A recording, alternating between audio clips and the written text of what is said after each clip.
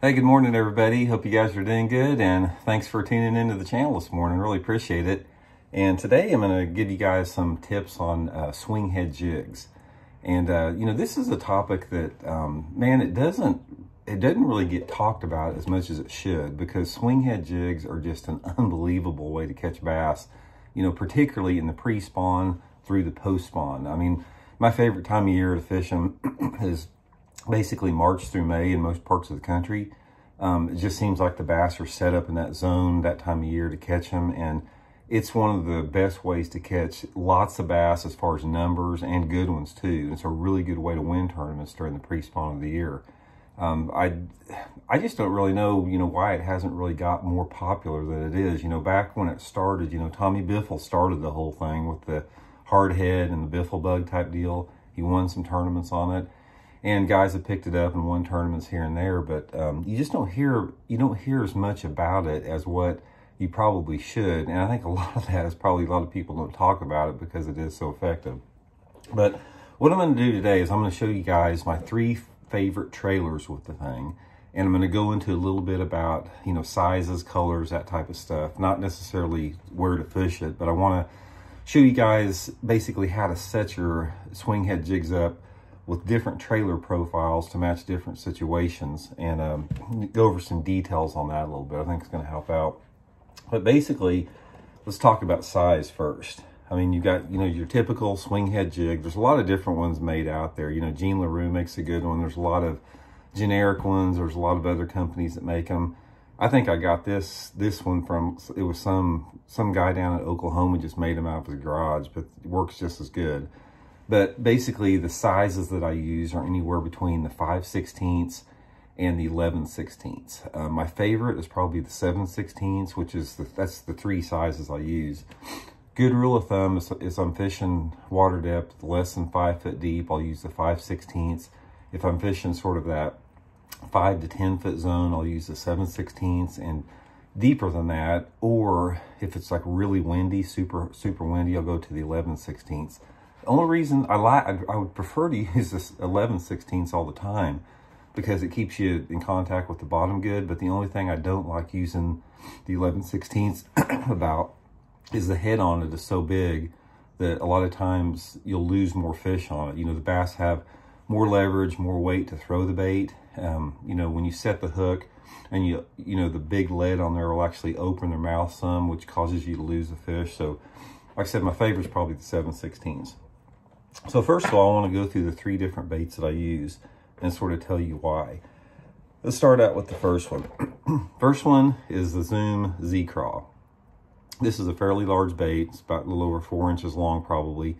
And I like the Craw early in the pre-spawn when I feel that the biggest bass are up shallow. If I'm fishing a lake that I think there's a lot of 4-pound plus fish in it, and particularly if the water visibility is sort of in that 2 foot range, a little bit dirtier, that's why I like to go to the bigger one. And how I rig it, one of the things you want to make sure when you rig the thing is don't come too far down into the plastic, because you want it to be able to fit up in that nook between the head and the bend right there. So, about an eighth of an inch will do. And then, you've got, in these Zoom Craws, you've got a channel right there.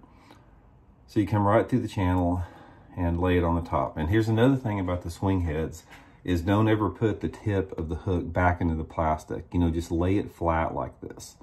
So it's laying like that.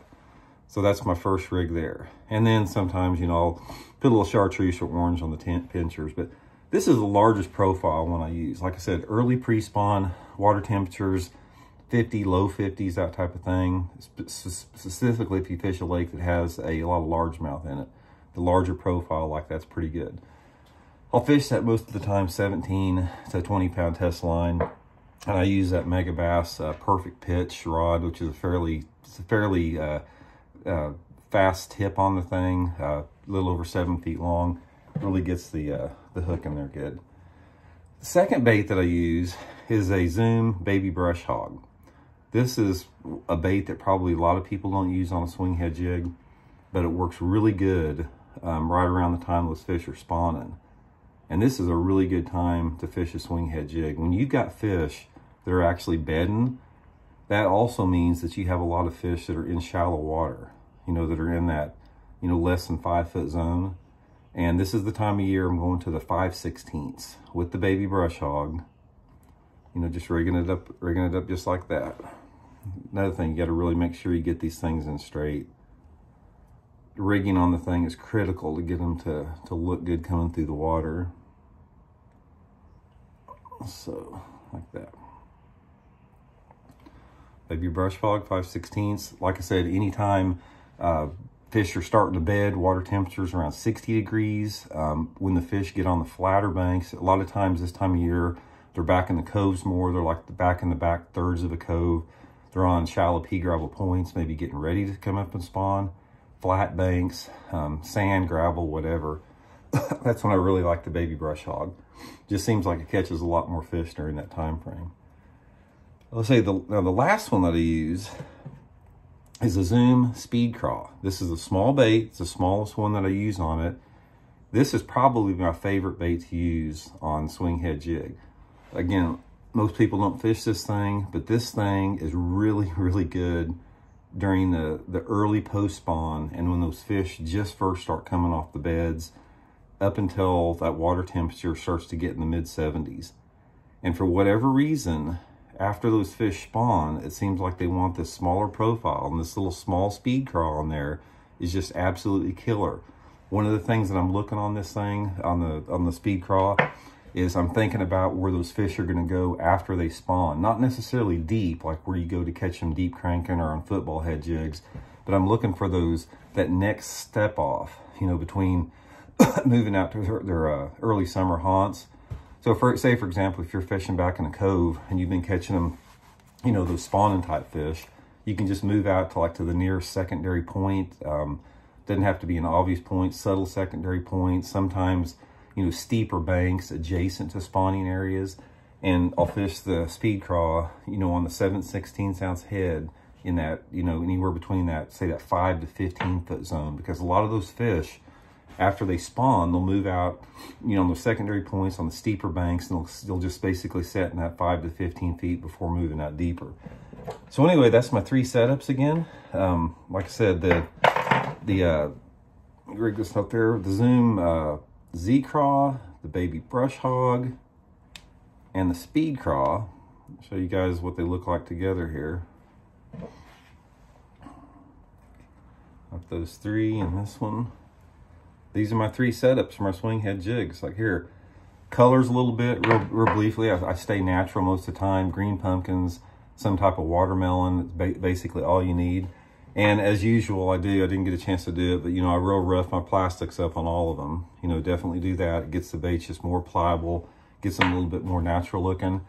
And a pretty simple way to fish it. I mean, you just basically, throw Swinghead jig out there, keep your rod tip low to the water, and just crank it in like a crankbait. I mean, you want to keep contact with the bottom all the time. A football head jig, a lot of times you cast it out there and you're dragging it, taking up slack, dragging it like that. But on the Swinghead jig, I just throw it out there, let go of the bottom and just start cranking it across the bottom. And, another thing about that is the weight that you use on the Swinghead jig. A lot of times if you need a faster presentation, say in a little bit warmer water, that's when you can go to a little bit heavier head because you can reel it faster and still keep contact with the bottom. So anyway, guys, these Swinghead jigs are freaking awesome.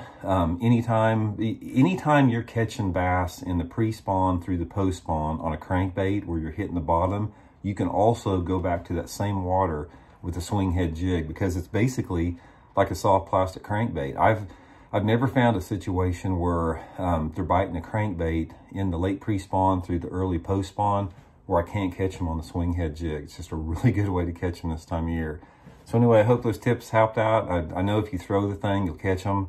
It's one of my favorite ways. The bite is one of the favorite bites you get because when you throw it out there and you're reeling it across the bottom, you're just feeling the bottom, ticking the bottom, and all of a sudden you'll just feel like the bait lifts off the bottom and starts swimming out with it. You set the hook. It's a really fun way to catch bass. So anyway, I hope you guys enjoyed the tip. If you liked it, you liked the video, subscribe if you haven't. I really appreciate it. And we'll be back tomorrow with another one. See you.